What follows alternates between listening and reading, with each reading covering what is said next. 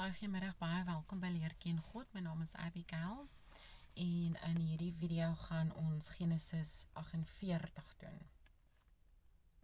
Kom ons maak net gaan so uit en ons vra vir die Here om van sy woord oop te maak. God ons hemelse Vader, baie dankie vir nog 'n geleentheid om u woord beter te leer ken. Maak asseblief van sy woord oop sodat ons kan sien wat ons moet sien, hoor wat ons moet hoor en leer wat ons moet leer. Ons bid dit in die naam van Jesus Christus. Amen. Jakob seën die seuns van Josef. Dis nou skoolvakansie is nou verby en weer terug by die skool, so ons ek het nou weer tyd om te lees. En die vorige kere, in die vorige video's het ons mos nog geleer van Josef en Jakob wat nou daar aangekom het in Egipte land. Want dit was hongersnood oor die hele wêreld gewees. Na hierdie dinge het hulle aan Josef meegedeel. Kyk, die vader is siek. Toe neem hy sy 2 seuns, Manasse en Ephraim met hom saam. En hulle het aan Jakob berig gebring en gesê, kyk, die seun Josef kom na u toe. Daarop het Jakob sy krag versamel en op die bed gaan sit. En Jakob het vir Josef gesê, God die Almagtige het aan my verskyn by lus in die land Kanaan en my geseën en vir my gesê, kyk, ek sal jou vrugbaar maak en jou vermeerder en jou tot 'n menigte van volke maak. En ek sal aan jou nageslag na jou hierdie land as ewige besitting gee. Nou dan, jou 2 seuns wat vir jou in Egipte land gebore is, voordat ek in Egipte na jou toe gekom het, is myne. Ephraim en Manasse sal myne wees, net soos Reuben en Simeon. Maar jou nakomelinge wat jy na hulle verwek het, sal joue wees. Hulle sal na die naam van hulle broers genoem word in die se erfdeel.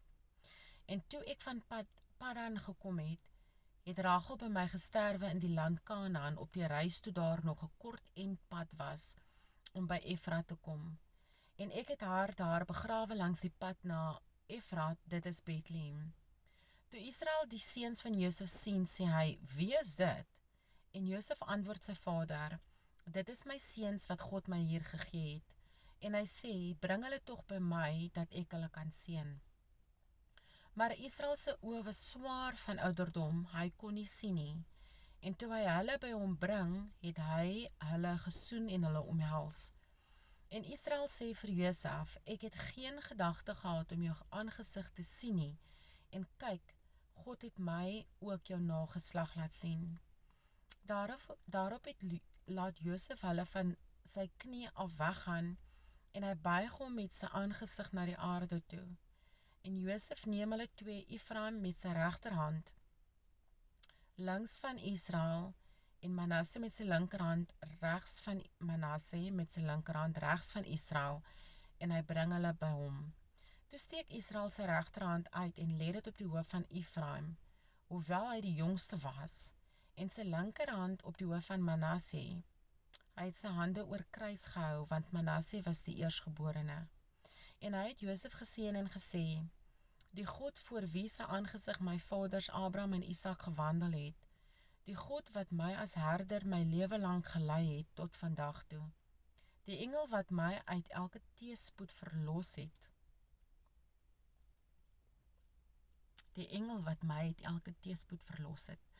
Ek het nooit so aan engele gedink nie. Ek weet engele is rondom ons, maar is lekker om te weet dat die engele ons help.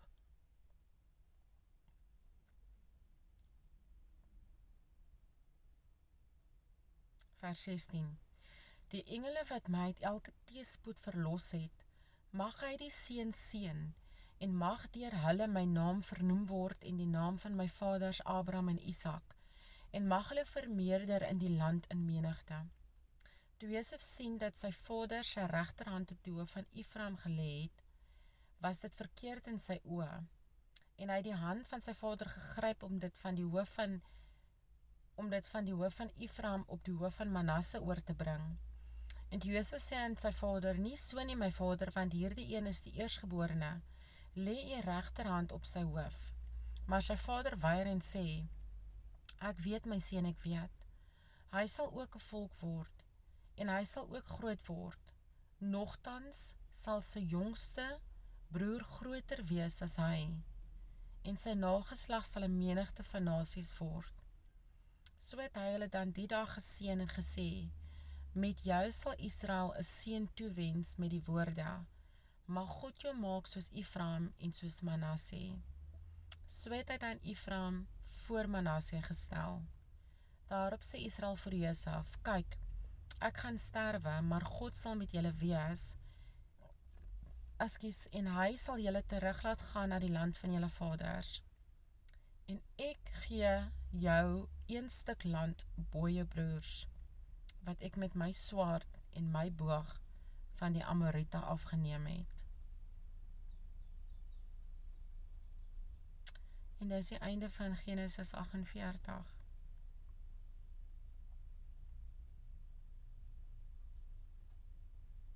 Okay, tot volgende keer. Baie dankie dat julle my gejoin het.